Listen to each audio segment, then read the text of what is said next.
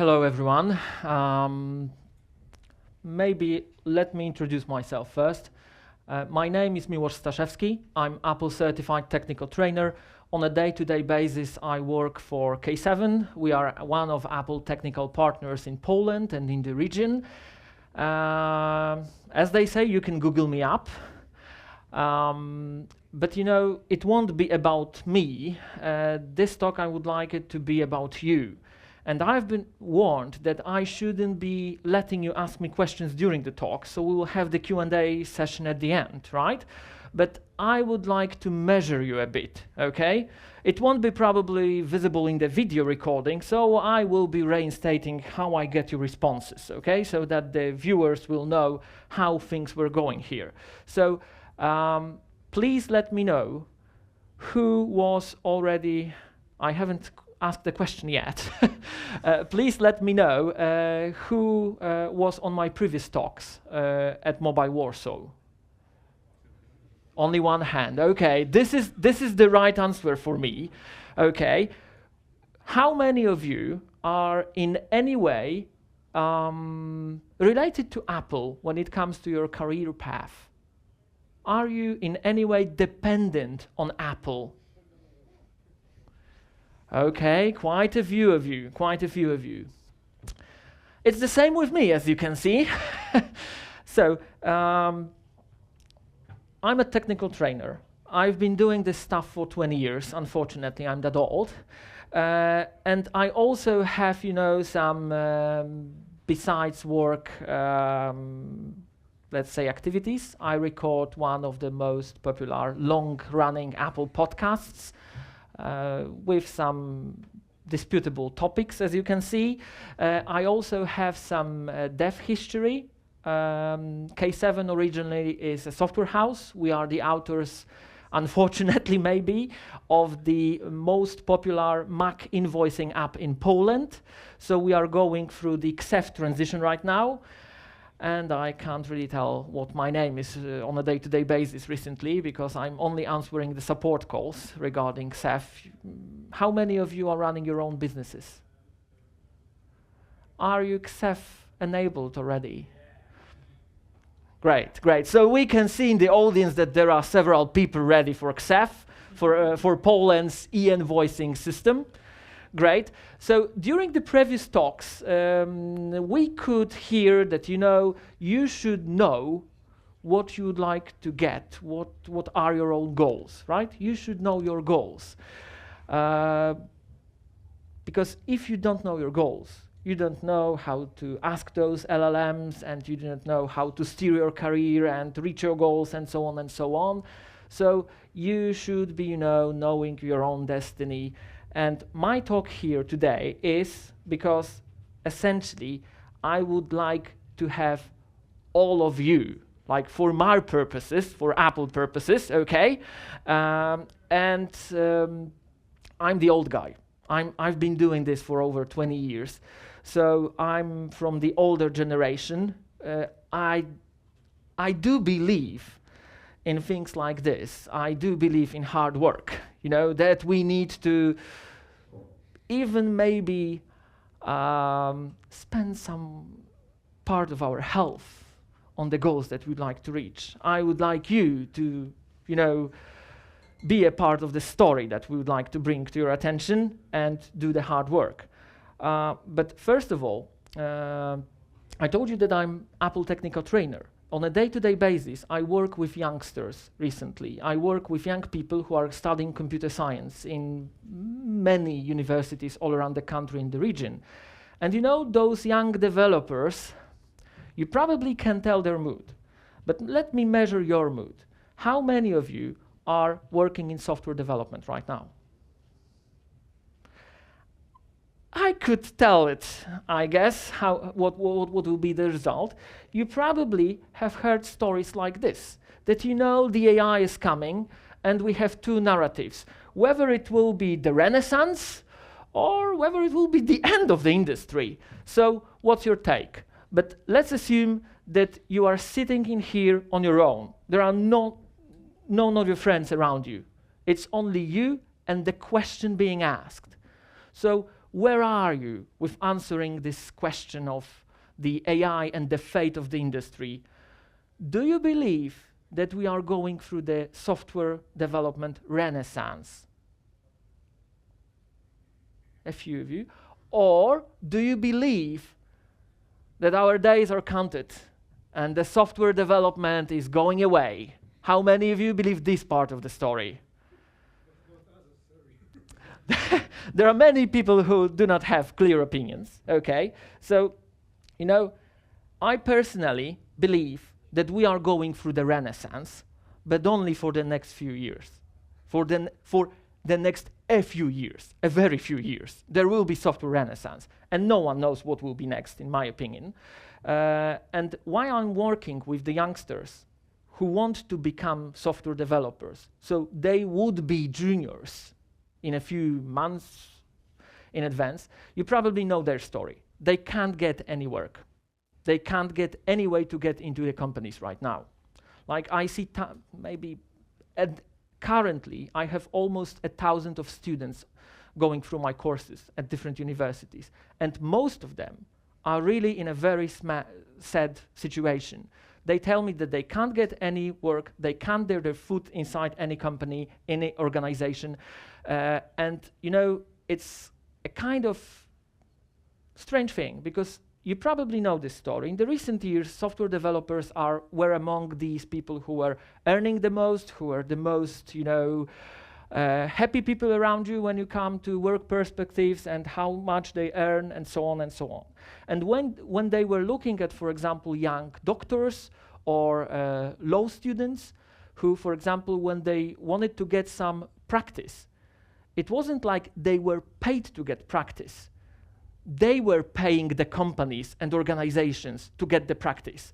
And these are the stories I'm hearing right now from my students, that what has happened? They need to be paying the companies to get the practice. So a dire view. And keep in mind, I'm mostly working outside of Warsaw. My home city is Wrocław. I spend my time all around the place in Poland, Czechia, we call it like this these days, Slovakia.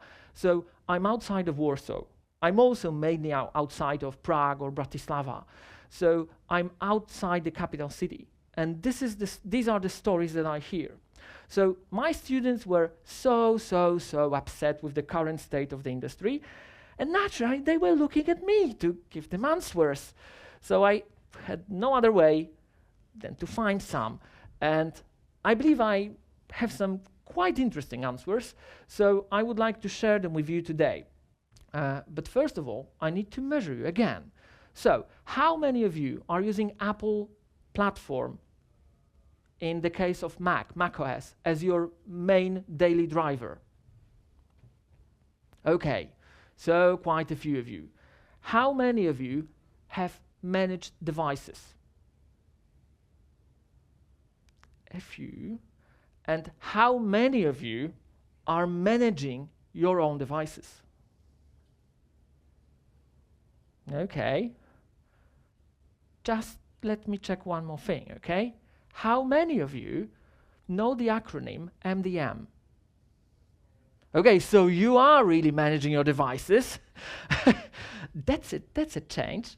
Okay, so, you know, I was quite glad that Piotrek put me in the schedule at the 8:30, because if I were to start this session today at around 6, I wouldn't be able to talk with you openly, because the information embargo was left on 7 p.m. today, and this information embargo was covering introduction of Apple Business Platform. So the change in the way that Apple is managing the devices worldwide. Let me ask you a question. I can't be asking you very precisely, only the hands up. Do you really know what's going on when you take your new Apple device out of the box? Do you really know the process? Do you know what's going on, what the device is doing, is trying to do when you are unboxing the brand new Mac, the brand new iPhone? Do you know what's going on? What are the first things that device is calling? What is it looking for? No one.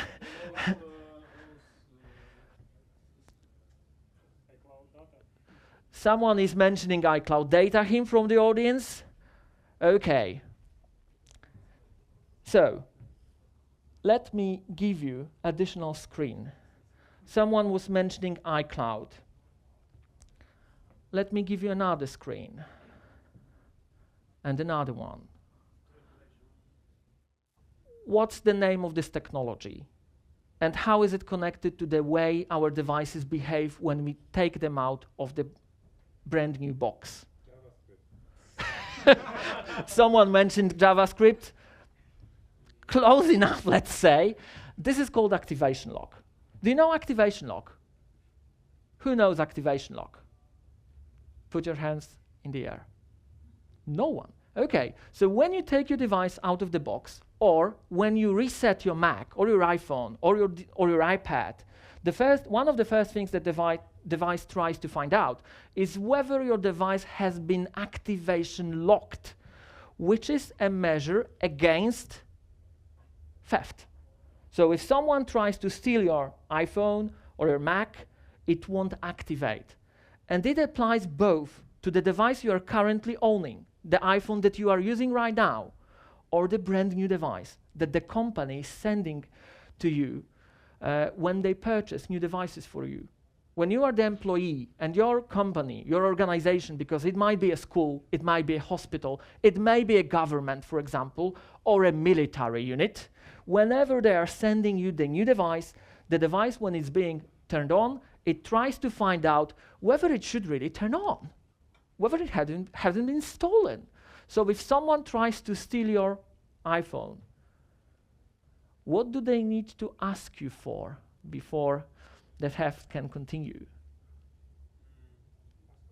To log out of the iCloud, right? Not only the passcode. So this is the first part of the story.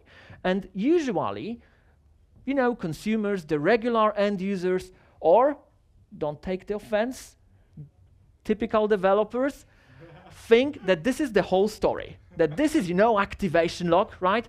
I didn't mention one important thing about me when I was, you know, starting the presentation. I'm a professional trainer, and usually I see people for a very small time units, like a few hours, few days, and I need to make them remember. My role is to make you remember, right? So how can I do it? I need to cheat a bit, because usually I provide technical sessions which are full of technical details, and you won't be trying to remember all of this. How can I make you remember things? I can either offend you, which I usually do. Don't take it personally. I offend people and they pay me to do it, right? And the second thing is I try to make you smile, because these are the only two weapons that I have available, right? So you probably get the vibe already, right? That I'm offending people, don't get it personally. So usually the developers think that this is the whole story, the activation lock. But there is something else, and this applies to each and every Apple device for almost the last decade. Whenever you open up, you unbox, you probably have seen all those unboxing videos on YouTube, right? They are getting the clicks, right? So whenever you open the device, it checks whether it has been activation locked, so whether it has been previously owned by someone else who could, you know, log this device into the iCloud account, right? But what happens if the device is really brand new? Let's say that I'm sending 100 of Apple devices to my employees directly, you know, they work from home, and someone tries to steal a few of them. Will they be able to use these devices? No, they won't.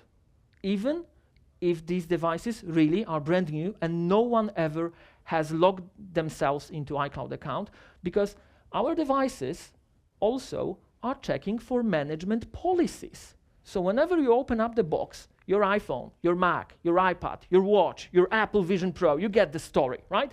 All of these platforms, all of these devices are checking whether they are managed.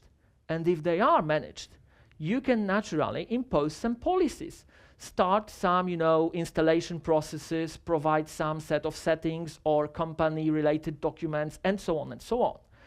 And this is what we call generally, as a concept, Apple management.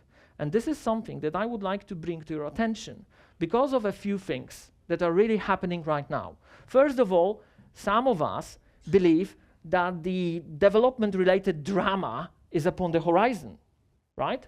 The AI-induced drama may be waiting for us. So the type of work that we usually found in software development is going to change. So this is the first thing. The second thing is that we meet each other today at 8 p.m., so an hour after the release of this one, of the new way of managing Apple devices. And there is also the third aspect to this whole story, and this aspect is strictly and specifically related to this part of the world, so Poland and Central and Eastern Europe, because this part of the world, of the planet, has a very specific attitude towards Apple products. You know, we joined the party quite late, right? Usually when you were asking people using Apple products in Poland and in, you know, neighboring countries, what Apple is really doing, what this company is all about. So if you ask the general public, they usually would say that Apple is producing what? What kind of devices? Phones. Someone said phones, right, the smartphones, the iPhone, right? And if you ask someone from, for example, UK or US or Canada, what would they say? That Apple is the computer manufacturing company. And this comes out of the history.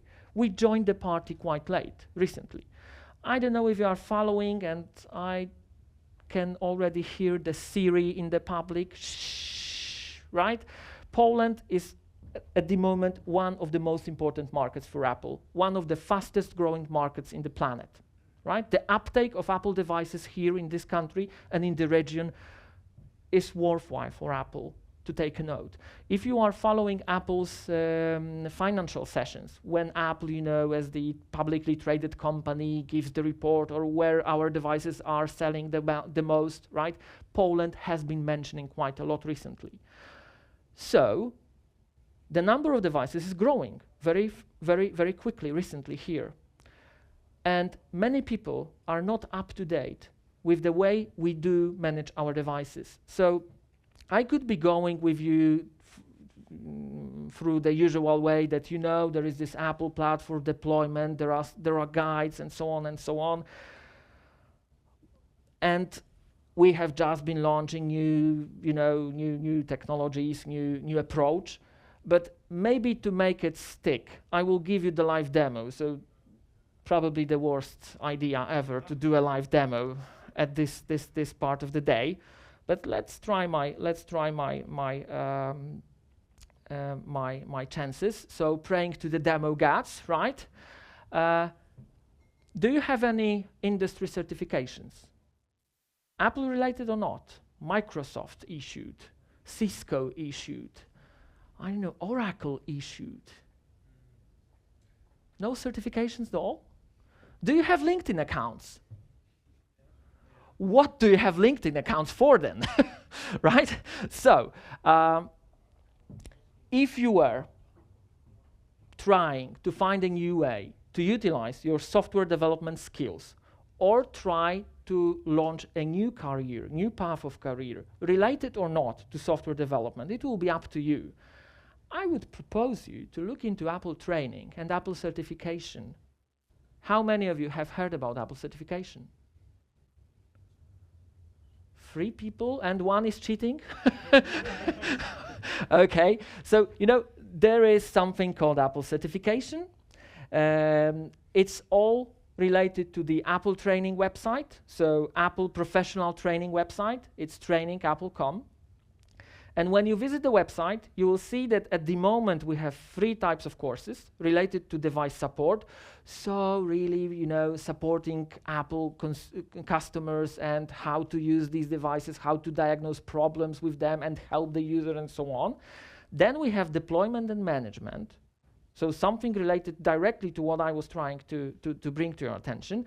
And security compliance, so let's say another chapter of deployment management, right? So these 2 courses are available here. You can go through the material for free. It's all online based, interactive, and so on. And if you go through this material, you can schedule an exam and try to earn a certification. And this certification is something very unique in the market right now. So I have seen already during these talks before here today that Swift has been mentioned, that Kotlin has been mentioned. Someone mentioned JavaScript as related to what we are going through, right? So technologies that are quite popular. How many of you could say that they believe that they have a very unique niche in the market and niche capabilities that are not easily replaceable right now? Do you believe you have a niche capabilities in the market right now with the set of technologies that you know? I don't know whether you are limited to Swift and Kotlin in JavaScript, probably not. But do you know any unique technology right now? No hands in the audience. So, if you'd like to find out about the niche technologies, let me bring this one to your attention, okay? If we go to Apple Training website, there is this resources part of the portal. If we try to scroll a bit and go into find a certified professional, you will have the live preview of the Apple Certified Professionals Registry provided by Credly. Let me make it larger. Credly is a subsidiary of Pearson. Do you know Pearson from the language courses, language exams, and so on, right? People in Poland usually go through English courses and English exams through Pearson. So, you know, the tech industry, the Microsoft, Googles, and Apples of this world found that there is an entity providing all these, you know, examination offerings and services, and they have everything set up. So if we were producing the certification and training, you know, schedules, we could go with them. So they created Credly, the online digital first platform for like making sure that you have the skills that we are looking for as the industry. And if you go to Credly, you could be going through different vendors, through Microsoft, Google, Oracle, Cisco, and so on, right? But naturally, I'm more inclined to look into Apple's offerings. So this is the live preview. This is the current state. When I entered this building, the number was smaller by 1, but smaller, right? So you can see how it grows in your eyes in front of you, right? We have not even 9,000 specialists on the planet right now.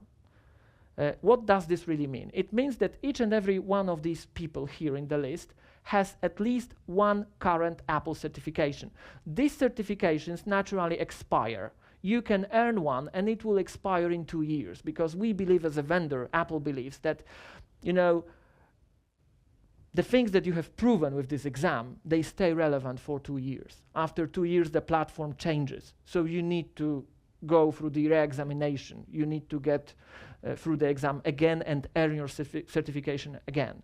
So we have less than 9,000 people right now in the planet, in the whole planet, that we believe have some suitable and available to our clients knowledge that we can use as a kind of guidance when pointing people towards those who know and who can sell and offer services. But what is really nice and interesting, it starts really interesting when we try to, you know, look into concrete countries. So as you can see, in Poland right now we have 60 professionals. And it gets even more dire when we try to divide them into 2 groups, developers and IT pros. You are all developers. Has any one of you Apple certification when it comes to development? I thought so. My students have them, right? But as you can probably tell, if you haven't heard about them, these developer-related certifications are not really, you know, a hot takes in the Polish market, in the Polish soft dev market. No one was asking you during the review when they were thinking whether to employ you or not, right? But when it comes to IT certifications, we are asking about them. We are asking about them. So as you can see, at the moment, we have 4 certifications, 2 IT-related, support professional and IT professional, and 2 dev-related, Swift Associate and Swift Certified Users. By the way, if you have a badge like this, Swift-related badge in American or the English world universities, for example, we will give you an A. If you have Apple certification and you are going through the dev courses, we will give you an A for it. But in Poland and in the region, it's not really well known. But these 2, they are well known. So let's try to use the more like popular certified professional. And as you can see, we have 37 people in the market in Poland right now.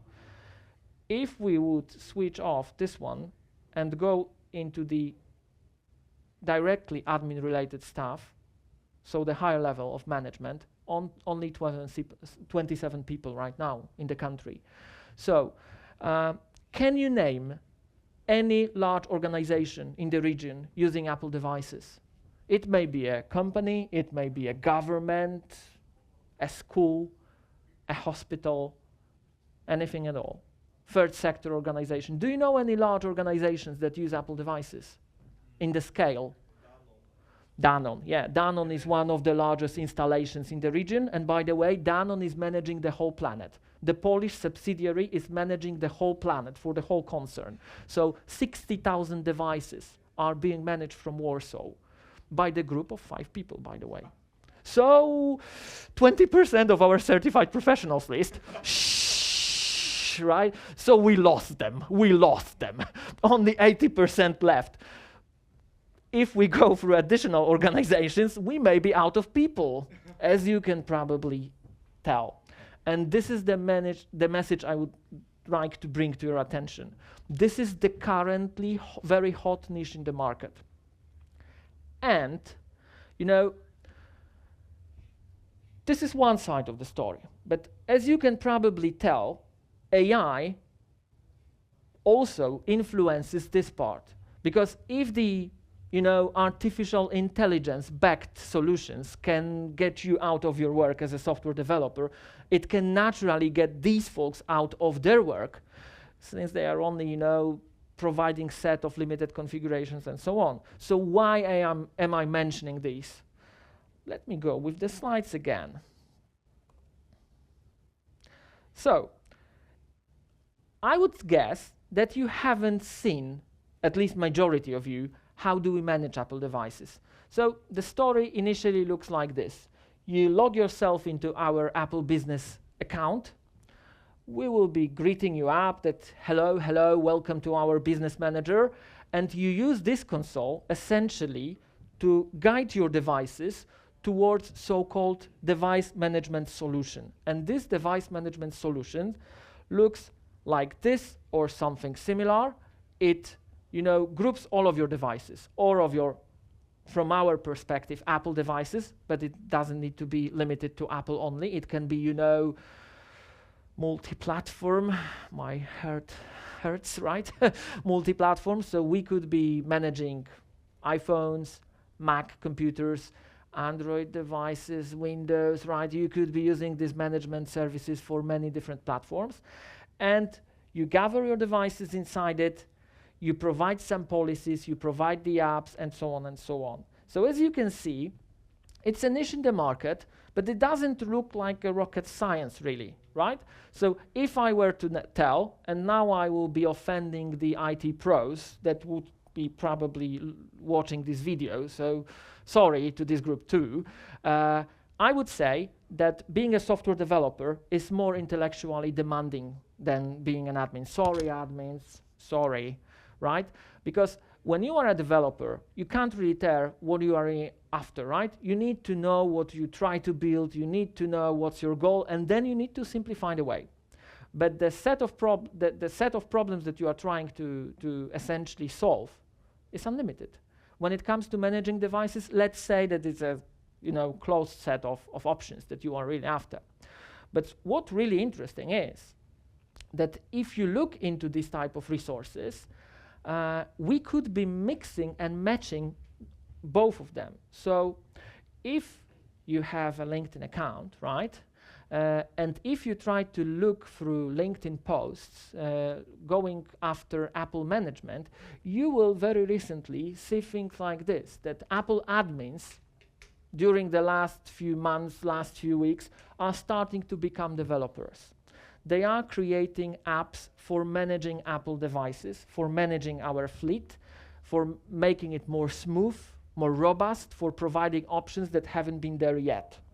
But you know, out of this very small number of IT pros and admins that are covering Apple platforms, this is 1% of them, right?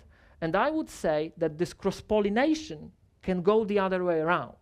If you know your software development part of the story and learn this side, you could be approaching this very small and lucrative, by the way, part of the market from the other way. So if you already know your Swifts and Swift UIs of this world, right? You just need to learn a bit about Apple management frameworks and how to handle them, and maybe create something that will bring a value to parts where there is none at the market right now. Sometimes with very, you know, technically obvious things.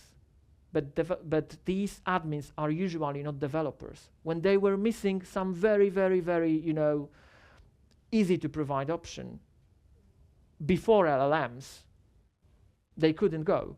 And now they are trying their first steps. So this is the first approach. The other approach is, no matter what you are developing right now for our platforms, the unique selling point for your software may be easy manageability from our perspective. So whenever you are creating apps for our platforms, keep in mind that people are running them in larger fleets. So we need your apps to be easily manageable, and this can be unique selling point of your software. If you are looking for a niche approach, this is the second approach, I would say. And then there is the most, you know, aggressive one, the third one. Create device management service of your own. This is the largest scale of project, but it is happening right now. And as you can see right now in the screen, there are even some competitors coming to the market from Poland, from this region. And they are getting into it, and they are taking parts of the market. So this is also a thing that could be addressed. I'm getting the message that I'm running out of time. So, you know, to make this presentation a true presentation, there is no way not to have a slide with a kitten. So there are two ways, you know. There are two ways. You can go with the flow, and you could try to chase your dreams or create your dreams, right?